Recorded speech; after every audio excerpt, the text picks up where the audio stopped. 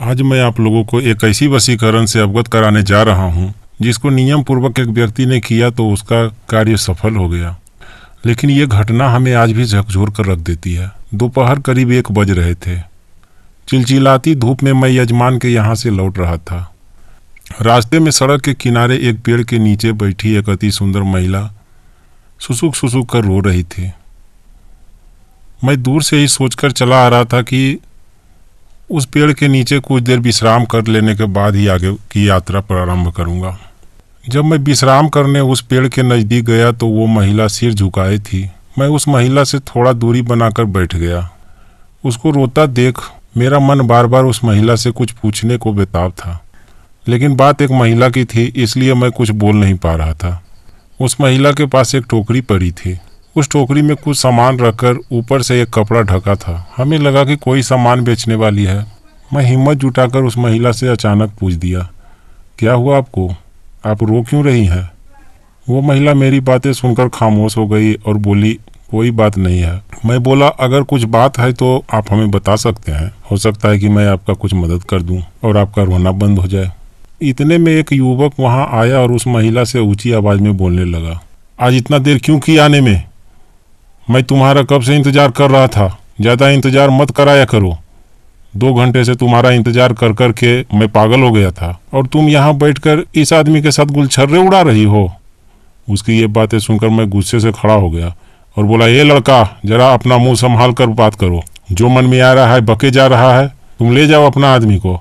और एक बात ध्यान देकर सुन लो, मैं यहाँ आराम करने आया था, कोई गुलछर्रे उड़ाने नहीं। और तुमको उम्र देखकर भी समझ में नहीं आता, मैं एक ब्रह्मचारी ब्राह्मण हूँ और मेरे ऊपर इस कलंकित भाषा का प्रयोग करके तुमने बहुत गलत किया। मैं तुम्हारे साथ कुछ भी कर सकता हूँ। मेरे शराब से तुम विलीन हो जाओगे। इन सब बातों को सुनकर ऐसा लगा कि महिला को कुछ हिम्मत हुई हो और वो महिला मेरे पीछे आकर खड़ा हो गई और वो महिला बोलने लगी, बाबा जी, यही आदमी है जिसके कारण मैं रो रही थी। ये मेरा जीवन नरक बनाकर रख दिया है। जी करता है मैं अपना प्राण त्याग दूं। महिला की बातें सुनकर उस लड़के की आंखों में आंसू आ गए। लड़के की आंखों में आंसू देखकर मैं बोल पड़ा, अब ये क्या नया नौटंकी है? तुमको क्या हुआ जो तुम आंसू बहाने लगे? इतने में वो महिला वहां से चल पड़ी और वो लड़का वहीं पर बैठ गया। मैं इन घटना से बहुत ही हतप्रभ था कि आखिर ये हो क्या रहा है।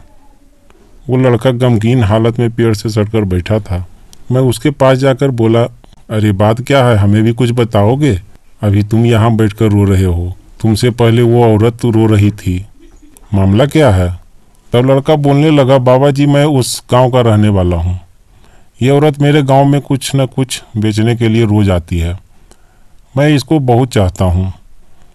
अगर ये हमें नहीं मिली तो मैं अपना प्राण त्याग दूंगा। मैं बोला, लेकिन ये स्त्री अपने पति को छोड़कर तुमसे शादी कैसे कर सकती है? लड़का बोला, इसका पति पहले ही इसको छोड़कर दूसरी शादी कर चुका है। मैं इसको बहुत खुश रखूंगा। मैं बोला, कहीं ये तुम्हारा हवस तो नहीं बोल रहा है? लड़का बोला, जी नहीं बाबा जी, मैं कसम खाकर कहता हूँ, उसको जीवन में कभी किसी चीज़ की कमी नहीं होने दूंगा। आप कुछ टोने टोटके करके उसे राजी कर दीजिए, क्योंकि मैं तो अब थक चुका हूँ। मैं सोचने लगा कि एक सुंदर स्त्री जब गली गली घूम घूम कर कुछ बेचकर अपना जीविकोपार्जन करने निकलती है तो कुछ गलत लोगों की निगाहें उस स्त्री का रास्ता रोककर खड़ा हो जाता है और इससे भी भयानक घटना घट जाती है। अगर इस परिस्थिति में उस स्त्री को एक जीवन यापन करने वाला पति मिल जाता है तो ठीक ही होगा। मैं उस लड़के से बोला, तुम्हारी बात इतनी आसानी से नहीं बनने वाली है। मैं जो बताऊंगा क्या तुम कर पाओगे? लड़का बोला, जी बाबा जी, मैं सब कुछ करने को तैयार हूँ। मैं बोला, तो ध्यान से सुन।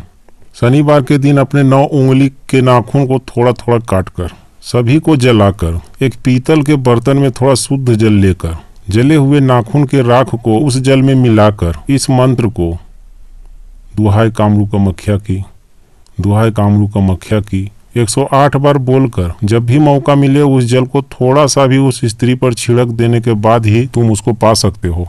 वो लड़का हमें प्रणाम करके चला गया और 10 दिन के बाद मेरा घर खोजते हुए मेरे पास आया और खुशी से दक्षिणा देकर वापस चला गया। भक्तों, निस्वार्थ भावना रखकर कोई भी कार्य किया जाए तो सफलता जरूर मिलता है। दरबार से घंटी जरूर बजा कर जाइएगा भक्तों। भोलेनाथ आपके सारे कष्ट दूर कर देंगे। जय भोलेनाथ।